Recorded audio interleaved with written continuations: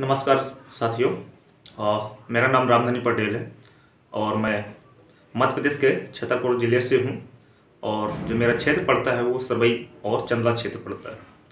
मैं एक किसान फैमिली से बिलोंग करता हूँ और ग्रामीण क्षेत्र से आता हूँ।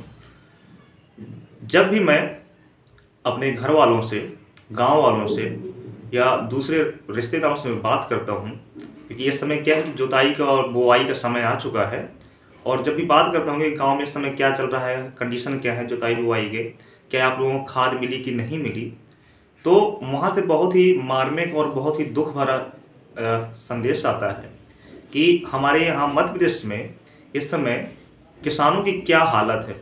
इस समय आप चले जाइए तो हमें जो सोसाइटी से खाद मिलती है तो वो जो सरकारी रेट पे मिलती है तो वो किसानों के लिए बहुत ही लाभदायक होती है, आसानी से मिल जाती है और कम दाम पे मिलती है। लेकिन आज के समय में हमारे यहाँ सोसाइटी में खाद का ये हाल है कि वहाँ पर हमारी जो सोसाइटी, मेरी जो सोसाइटी है वो कौथेहा पड़ती है, और वहाँ पर ये हाल है कि वहाँ अभी एक भी बोरी खाद जो है सरकार की तरफ से नहीं भेजी गई।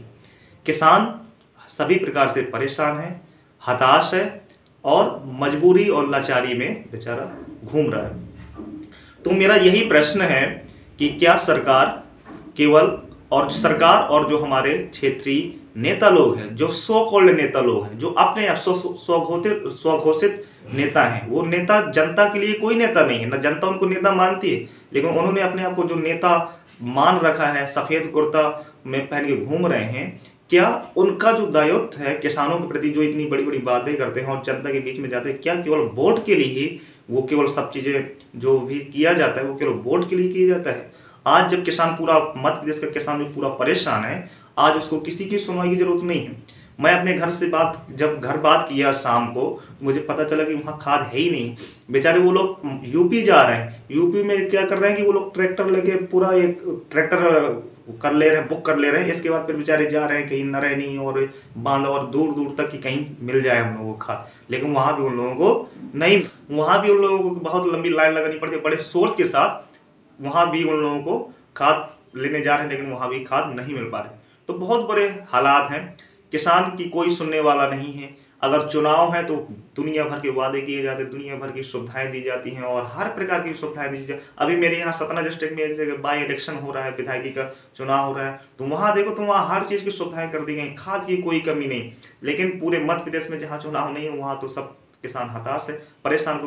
तो क्या केवल जो भी चीजें हैं वो केवल चुनाव तक ही सीमित रह गई हैं? हमारी जो राजनीति और हमारी जो चुनावी प्रक्रिया केवल राजनीति का और केवल वोट के लिए सीमित रह गई? जनता और जो किसान भाई है, मजदूर, उनके लिए कोई अब हम लोगों की जो अंदर से पीड़ा है वो सरकार के पास नहीं।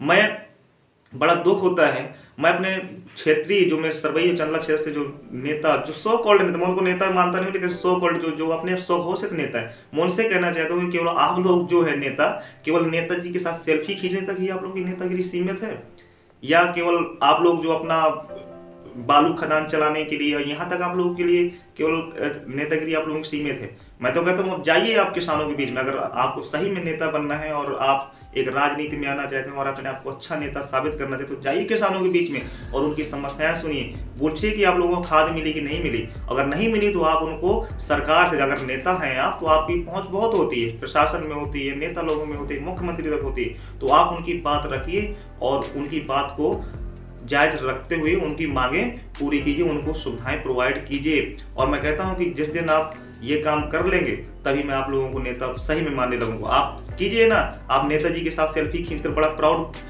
फील करते हैं और अपने आप को नेता साबित करते हैं, तो जाइए। मैं कहता हूँ जो किसान लाइन में लगा हो, जो किसान परेशान घूम रहा है खाद के लिए, उसको आप 4 बोरी जितनी उसको खाद चाहिए उसको खाद दिलाइए और उसके साथ सेल्फी खींचकर आप फोटो ट्वीट कीजिए, फेसबुक पे पोस्ट कीजिए, तो लगेगा कि हाँ ये सेल्फी आपके लिए सही नेता का मायने, सही आपको नेता साबित कर रही।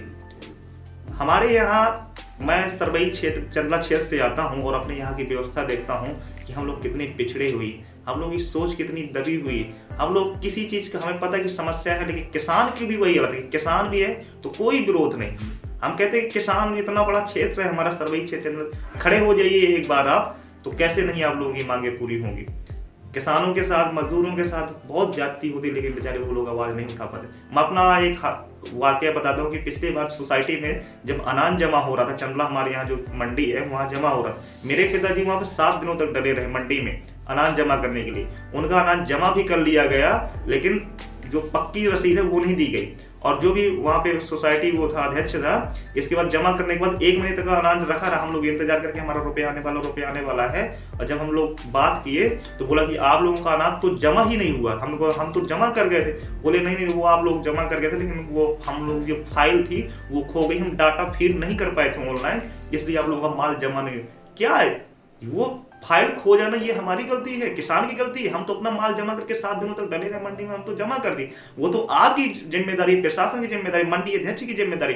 वो फाइल खोने का मामला नहीं था। इसमें सब नेतागिरी होती है और सब धांधली होती है, सब धोखाधड़ी होती है, सब भ्रष्टाचार होता है। उस मंडी अध्यक्ष ने बड़े बड़े बिचौलियों के, जो बड़े बड़े व्यापारी थे, उनका माल उन किसानों की जगह जमा कर दिया था। तो जब उन किसानों की माल जमा कर दिया था, फिर किसानों को जब माल, उस समय 150 लोग बेचारे किसान जो वहां पर पड़े रहे थे 7 दिनों तक भूखे प्यासे, और मलेरिया हो गया, कई लोगों मच्छर काटे, फिर बेचारे जमा किए और इसके बाद उनका माल वापस कर दिया गया। फिर वहीं पे वही लोग बिचौलिए कम दामों पर वहीं पे वही उनका चना और जो भी जमा किए हुए थे वो सब वहीं पे उन्होंने खरीद लिए। इस तरह से धांधली हो रही है, प्रशासन मूक दर्शक बना रहता है। और दूसरी बात कि हमारे यहाँ के लोग कितने पिछड़े हुए हैं कि कभी किसी चीज़ पे कोई विरोध नहीं करना, ना कोई आवाज़ उठाना है। मैं एक स्टूडेंट हूँ, मैं काशी हिंदू विश्वविद्यालय में छात्र हूँ, और जब पढ़ाई करते हैं हम लोग सब पढ़ते हैं, तो हमें लगता है कि जब हम घर में बात करते हैं, अपने लोगों से बात करते हैं, गांव वालों से बात करते हैं, उनकी कैसी समस्याएं हैं, और जब हम चीज़ को नहीं उठा पाते हैं तो हमें लगता है कि हमारी पढ़ाई का कोई मतलब नहीं। मेरा कर्तव्य है